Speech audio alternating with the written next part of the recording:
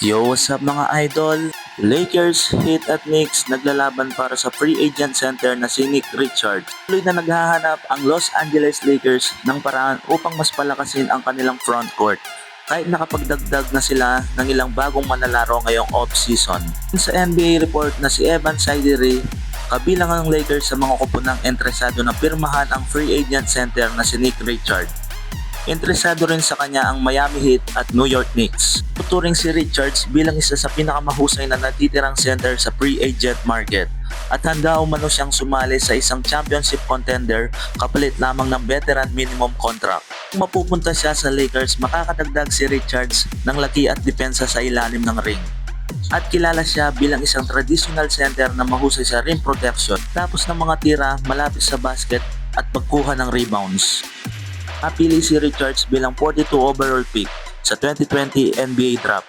Ginugol niya ang mahigit 4 na season sa Charlotte Hornets bago naglaro para sa Phoenix Suns at Chicago Bulls. Nakabuuan ng kanyang 305 NBA games, mayroon siyang average na 7.1 points per game at 5.8 rebounds per game. Nung nakaraang season, nagtala siya ng 5.8 points per game at 5.1 rebounds per game. Yung off-season, nakuha na ng Lakers si Walker Kessler at pinirmahan ng 3 beses na NBA champion na si Kevon Looney. Madaragdag si Nick Richards, magiging masiksikan ang rotation ng mga center ng Lakers. Yun pa man, magbibigay siya ng kadaragdagan lalim, pisikalidad at magiging malagang insurance sakaling magkaroon ng injury sina Kessler o Looney. Sa lukuyan, puno na ang 15 standard roster ng Lakers matapos nilang pirmahan si Zaire Williams sa isang taong kontrata na nagkakahalaga ng $3 million. Dahil dito, kinakailangan munang i-waive o i-trade ng Lakers ang isang manlalaro bago nila makuha si Nick Richards. Handa si Richards na tumanggap ng veteran minimum contract, hindi magiging malaking problema ang usapin sa salary cap.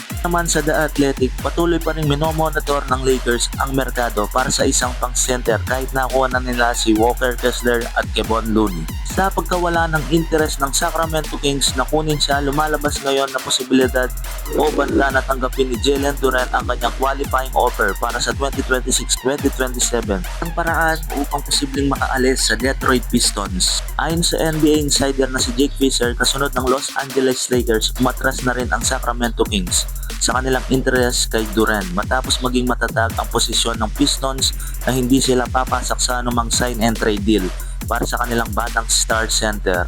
Dahil dito, may posibleng piliin ni Durant ang qualifying offer kung hindi sila magkasundo ng Pistons sa isang bagong kontrata. Kung tatanggapin ni Durant ang kanyang qualifying offer, kikita siya ng $9.6 million sa 2026-2027 season habang mananatili sa Pistons. At kapalit nito, magiging unrestricted free agent siya sa susunod na off-season na magbibigay sa kanya ng kalayaang pumirma sa kahit anong kuponan na walang kontrol ang Detroit Pistons.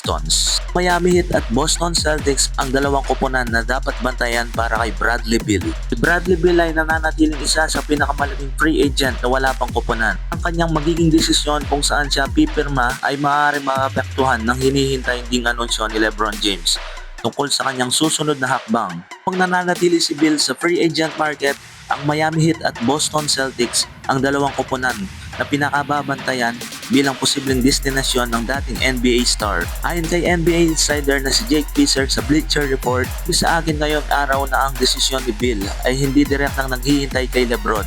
Ngunit maapektuhan ito ng sitwasyon ni LeBron.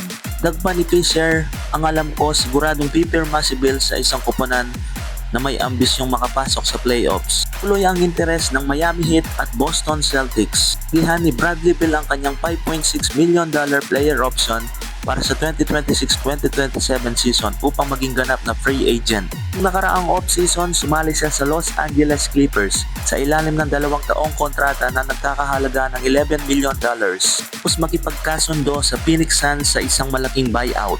Sa kasamaang palad, 6 na laro lamang ang naitala ni Bill para sa Clippers bago matapos ang kanyang season dahil sa hip injury.